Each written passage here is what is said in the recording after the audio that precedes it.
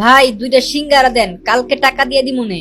কি রে প্রেমিস, তুই আমাদের কলেজে পড়ালেখা কইরা তুই ফুটপাতে এসে 20 টাকা সিঙ্গারা খাইতেছস, তাও আবার বাকিতে? আহারে, তোর জন্য আমার অনেক কষ্ট হয়। আচ্ছা চল তুই আমার সাথে, আমি তোরে আজকে একটা 5 স্টার হোটেলে নিয়ে খাওয়ামু। প্রিমিস গরিব হওয়ার কারণে কলেজের ছেলে মেয়েরা প্রিমিসকে নিয়ে অনেক মজা করে, অপমান করে। আজকে কলেজের একটি বড়লোক মেয়ে বিলকিস প্রিমিসকে বাকিতে সিঙ্গারা কিনতে দেখে ফেলে, আর সেটা দেখে সে প্রিমিসের সাথে মজা নিতে থাকে আর অপমান করতে থাকে। প্রেমিস, মানলাম তুই গরিব ফকির, তো কি হইছে, আমার কাছে তো অনেক টাকা আছে, প্রতিদিন কুত্তারে খাওয়াই, আজকে তরে খাওয়ামু। আমি তোরে যেই রেস্টুরেন্টে নিয়ে যাইতাছি এইটা তুই জীবনে চোখেই দেখোস নাই।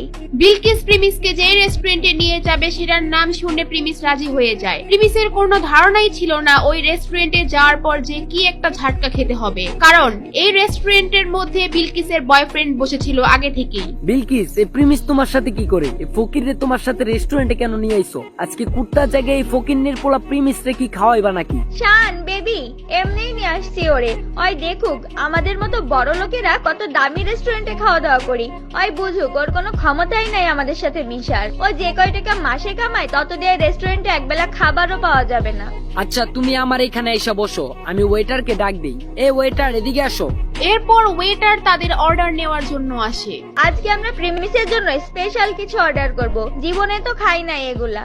আরে প্রিমিস চৌধুরী সাহেব, আপনি এখানে? স্যার, আমি আপনাকে দেখি নাই, সরি স্যার, আমাকে মাফ করবেন। প্রিমিসকে দেখে ওয়েটার আশ্চর্য হয়ে যায় আর ওইখান থেকে চলে যায়, কিন্তু বিলকিস আর বিলকিসের বয়ফ্রেন্ড এটা দেখে একেবারে অবাক হয়ে যায়, আর তারা দুজনেই বুঝতে পারে না ওখানে কি হলো। প্রিমিস, তোমার এই ওয়েটার চৌধুরী স্যার কেন বললো? তার মানে কি তুমি এই হোটেলে আগেও আসছো? খুব তাড়াতাড়ি সব বুঝতে পারবে। কিছুক্ষণ পরে ওয়েটার 50,000 টাকা দামের একটা কোল্ড ড্রিঙ্কস নিয়ে আসে ওখানে আর বলে, চৌধুরী স্যার, এই যে নেন আপনার ফেভারিট কোল্ড ড্রিঙ্কস। এত দামি কোল্ড ড্রিঙ্কস? এই প্রিমিস, এত দামি কোল্ড ড্রিঙ্কস এর বিল কি তোর আব্বু দিব নাকি? এটা শুনে প্রিমিস একটু হাসতে থাকে, আর ঠিক তখনই ওয়েটার বলে, প্রিমিস চৌধুরী স্যারের বিল দেওয়ার কোনো দরকার নাই।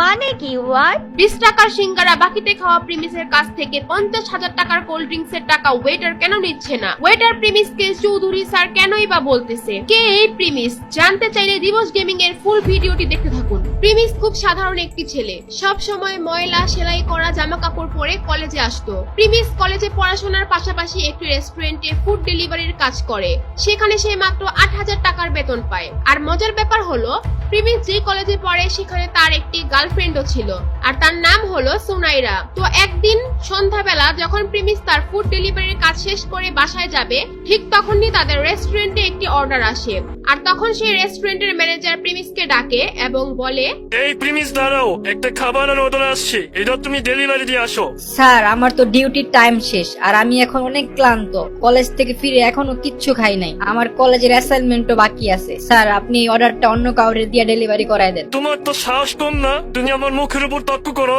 আমাদের বাকি ফুড ডেলিভারি বয়েরা এখন বিজি আসছে, এটা তোমারই এখন দিতে হবে। স্যার, এখন আমার খুব দুর্বল লাগতেছে, না হলে আমি ডেলিভারিটা দিয়ে আসতাম, আর এই অবস্থায় সাইকেল চালা যেতে হয়তো আমি পারবো না। তোমাকে চাকরি দেওয়া আমার ভুল হয়েছে, কোনো কাজ দিলে তুমি এমন ফালতু অজলাত দেখাও, চাকরি থেকে বাদ দিলে তখন দেখা যাবে চাকরি কোথায় পাও। তুমি চালো আমার বাইকটা নিয়ে খাবারটা পৌঁছে দিয়ে আসো। আচ্ছা ঠিক আছে, আমি যাচ্ছি। প্রিমিস এই ক্ষুধার্ত শরীর নিয়েও খাবার ডেলিভারি দিতে রাজি হয়। যদিও তার কাজের সময় শেষ হয়ে গিয়েছে, তারপরেও ম্যানেজারের কথায় তার চাকরি হারানোর ভয়ে সে যেতে বাধ্য হয়। তাই সেই কথা চিন্তা করে রেস্টুরেন্ট থেকে খাবার নিয়ে বের হয় ডেলিভারি দেওয়ার জন্য। A few moments later. আরে কত সুন্দর বাইক! ইস, এরকম একটা বাইক যদি আমার থাকতো, এই বাইক দিয়ে সোনাইরাকে নিয়ে ঢাকা শহরে অলিতে গলিতে নিয়ে ওকে ঘুরতাম। সুনাইরা হচ্ছে প্রিমিসের গার্লফ্রেন্ড, আর সুনাইরা বাইক অনেক পছন্দ করে। প্রিমিস যেহেতু সুনাইরাকে অনেক ভালোবাসে, সে তার বেতনের টাকা থেকে যখনই কিছু টাকা বাঁচাতে পারে সুনাইরার জন্য গিফট কিনে নিয়ে আসে। প্রিমিস মনে করে সুনাইরা তার পাশে সারা জীবন থাকবে। সুনাইরা প্রিমিসকে অনেক ভালোবাসে, এটাও সে মনে করে। আর তারপর প্রিমিস ফুড ডেলিভারি দেওয়ার জন্য তার গন্তব্যে পৌঁছে যায়, আর সেটি ছিল একটি দামি হোটেল। হোটেলের ভিতর যখনই রুমে নক করে, আর তখন ভিতর থেকে দরজা খুলে দেয় একটি মেয়ে। সেই মেয়েটি আর কেউ নয়, সেটি ছিল প্রিমিসের গার্লফ্রেন্ড সুনাইরা। আরে সুনাইরা, তুমি এখানে কি করতেছো? তোমার সকাল থেকে মেসেজ দিতাছি, ফোন দিতাছি, কোনো রিপ্লাই নাই। আচ্ছা ওয়েট, তুমি কি খাবার অর্ডার দিছো? আর তুমি হোটেলে কি করতেছো তোমার বাসায় রাইখা? এই ডেলিভারি বয়ের সাথে তো কিসের কথা? আরে প্রিমিস দেখি আমাদের কলেজে পড়ালেখা করে, সেই ছেলে এখন ফুড ডেলিভারি বয়।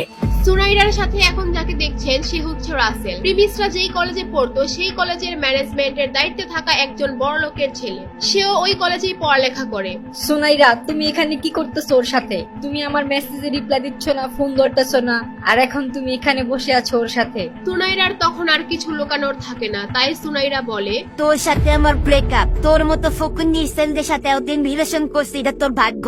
তোর তো একটা বাইক কেনার সামর্থ্য নাই, আমাকে কোথাও ঘুরতে নিয়ে যাস না। তোর মতো ফকিনের পোলার সাথে কে রিলেশন রাখবে রে? প্রিমিস সুনাইরার কথা শুনে যেন তার মাথায় আকাশ ভেঙে পড়লো। প্রিমিস সুনাইরাকে নিয়ে এত স্বপ্ন দেখতো, আর সেই সুনাইরা তার সাথে এই কাজ করলো। প্রিমিস একদম নীরব হয়ে ওইখান থেকে চলে আসতে থাকে। সারাদিন না খাওয়া, তার মধ্যে এত বড় ধাক্কা, সে একদম ভেঙে পড়ে। আর ঠিক তখনই কাহিনীতে আসে নতুন টুইস্ট। তার ফোনে একটি মেসেজ আসে, আর সেখানে লেখা থাকে প্রিমিস চৌধুরী আজকে থেকে তার অভাবী জীবন থেকে মুক্ত, আর তার ব্যাংক অ্যাকাউন্টে 500 কোটি টাকা অ্যাড হয়েছে, এবং সে তার পরিবারের গরিবী পরীক্ষায় পাশ করেছে। আপনারা হয়তো ভাবছেন এটা আবার কিসের পরীক্ষা। চৌধুরী ইন্ডাস্ট্রির একমাত্র ছেলে ছিল প্রিমিস। তাদের চৌধুরী পরিবারের একটা নিয়ম ছিল, তাদের পরিবারের ছেলেদের তারা ছোটবেলা থেকেই সমস্ত সম্পত্তি ও টাকা পয়সা থেকে বঞ্চিত করে দেয় এবং গরিব অবস্থায় ছেড়ে দেয়। একটা সময় গিয়ে যখন তাদের 21 বছর বয়স পূরণ হয়, তখন তারা তাদের সমস্ত সম্পত্তি ফিরে পায়। আর সেই দিনটি ছিল আজকে। কি হবে এখন? কি করবে এখন প্রিমিস? কি হতে যাচ্ছে প্রিমিসের সাথে?